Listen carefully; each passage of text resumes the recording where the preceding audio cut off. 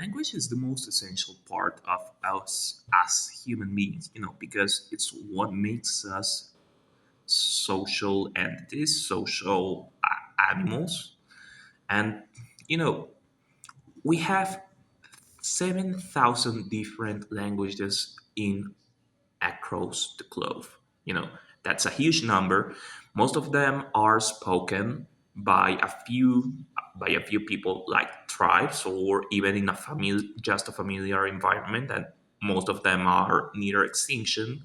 And we have languages that are spoken by millions, hundreds of millions, thousands, billions of people, such as English, Hindi, Arabic, Spanish, maybe French, even Mandarin Chinese. But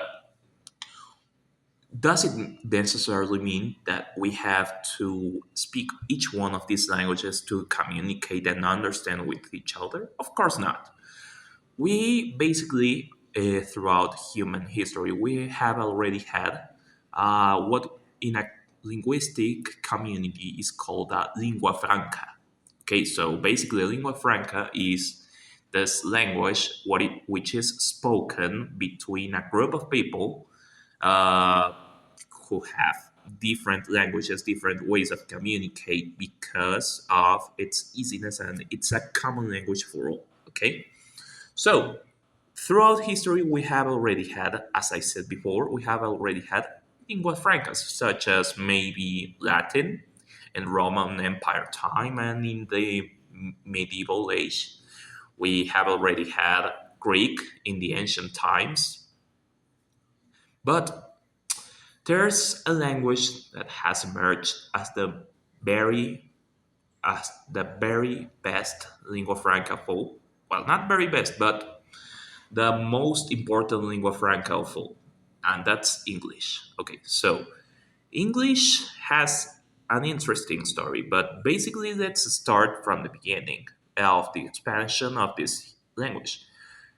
Nowadays, 53 countries speak this language as its main language, or at least they have English as an official language.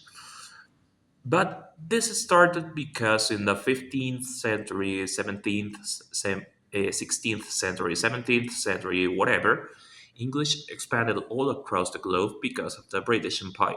The British Empire has been one of the most countries of all time, one of the most powerful countries that have ever exist, and they basically expanded their culture, their traditions, their costumes throughout the world. And English language is has been a very essential part of life because of the culture and the expansion and the power of the countries who speak English.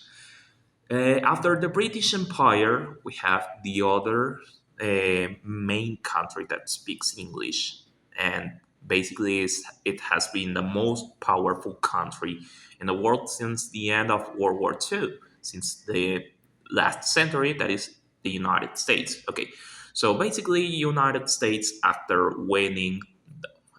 being the most important country in World War II, emerged as a global superpower because they had all the weapons, they had a very huge economical power, and basically they became the global standard. Like their culture was, or their culture, the American culture, the United States culture was widely spread all around the world. Like most of the movies we watch are from the United States, are produced in Hollywood. Most of the series we watch are produced in Hollywood. Most of our culture, like the way we buy things, the way we use things, it's because of American culture. It's because of American influence. And English language is preferred as a global language not only because of the wide influence of the United States and the British on it, but also because of so many things. First of all, English is an easier language than other lingua francas throughout history, such as Greek, such as Latin, or such as French. You know, English is way way easier than most of these languages of these countries that are also powerful, like France, like Russia, like China, like Germany, and it is one of the reasons that it was why it has become basically the most powerful language. Second factor in this is that English is the second most spoken language all across the globe. Basically, as I said before, 53 countries speak it, and at, at least 1.5 to 1.7 billion people has English as their mother tongue. So it is obvious why we use English.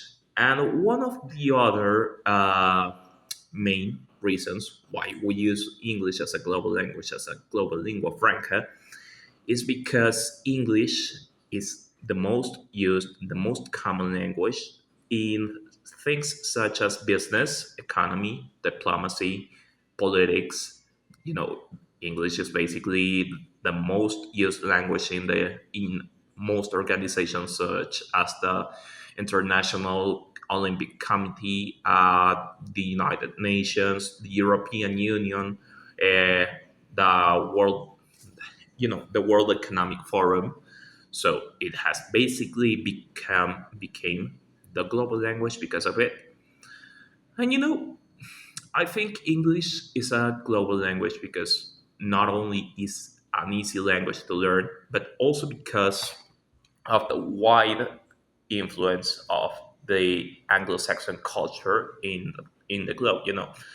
If we, as I said before, if we have to look at the things we are we have in our cultures or that are part of cultures, most of them came from the United States.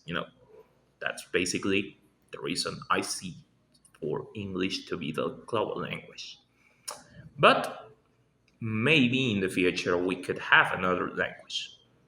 But we have to wait until another language strong enough comes to dethrone English. Maybe Mandarin Chinese or something. I don't know. But I think English is gonna be the global language for a long, long time.